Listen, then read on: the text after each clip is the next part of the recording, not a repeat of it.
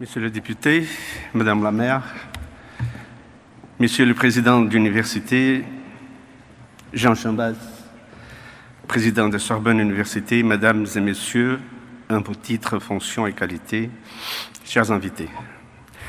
C'est avec un grand honneur et très conscient de l'immense responsabilité qui m'incombe que je vous adresse ce soir ces quelques mots au nom de toutes celles et ceux qui reçoivent avec moi le titre de docteur honoris causa décerné par Sorbonne Université. Mes collègues Polixene Adam Villeni, Antonella Aneda Enjoy, Francesca Casadio, Joseph Bergen, Nancy Lynch et Ronald DeVore. En communion avec la présidente de la Fondation Oswaldo Cruz, Nisa Trindade Lima, et mes deux fils, Fabio et Eduardo Savino, ici présents, je tiens à saluer Sorbonne Université qui nous accueille, tous les représentants institutionnels venus du monde entier, ainsi que toutes les familles et amis de nouveaux docteurs honoris causa présents ce soir.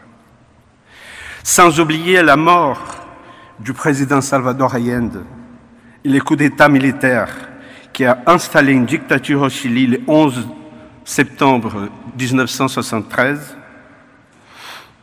ni la destruction du World Trade Center en 2001 à New York, nous espérons que cette soirée du 11 septembre 2019 restera gravée dans nos mémoires comme une date de célébration de la paix, de solidarité des peuples et de la réduction d'inégalités, même si le chemin qui reste à parcourir est long et difficile dans un monde de plus en plus fragmenté et égocentrique. Il est impératif de développer et d'élargir une forme de contre-culture centrée sur la pensée critique, créative, libre et solidaire.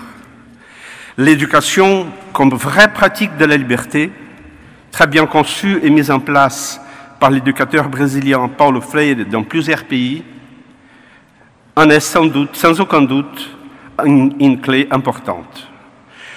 Nous pouvons aussi y contribuer en menant nos recherches en sciences, poésie, peinture et dans le monde de la culture.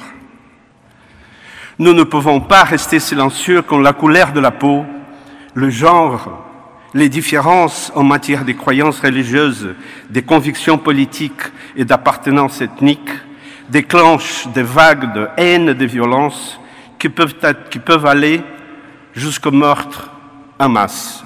Nous ne pouvons pas rester silencieux quand des milliers d'enfants, de femmes et d'hommes dont le seul crime est de vouloir survivre périssent en Méditerranée.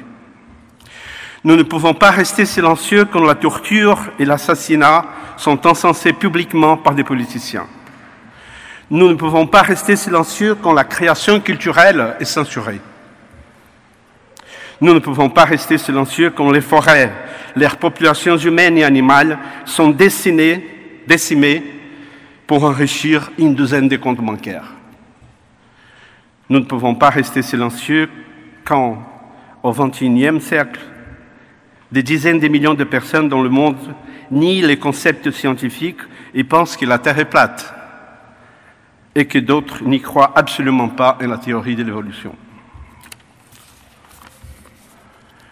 Nous devons affirmer haut et fort notre attachement au savoir universel, notre respect de la diversité, de l'environnement, notre combat contre toute forme de racisme et d'inégalité et notre engagement pour une éducation citoyenne.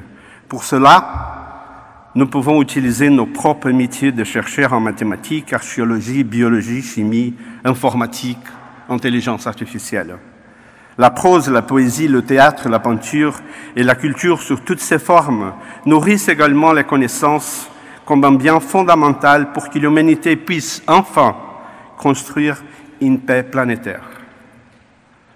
Ce sont des rêves trop naïfs peut-être, mais il faut rêver. Autrement, nous sommes battus.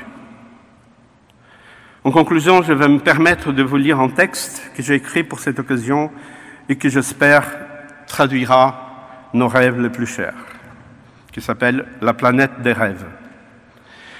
Quand on regarde l'eau de la Seine, comme d'ailleurs celle d'Ipanema, la paix s'installe. Le temps chronologique soudain disparaît, remplacé par Kairos, le temps des dieux grecs éternel dans son instant sacré. On devient alors solidaire, partenaire, collectif, Ubuntu. Au sein de la solidarité réside l'amitié, qui à son tour est une forme d'amour. La logique de la haine alors disparaît. L'individualisme du chacun pour soi, les guerres et la quête du pouvoir en dépit du peuple, tout cela n'a donc plus de place dans nos rêves. C'est bien ce monde des rêves, cette planète si bleue et belle, que nous, les artistes, les écrivains, les scientifiques, les citoyens du monde, ensemble, essayons de reconstruire. Je vous remercie.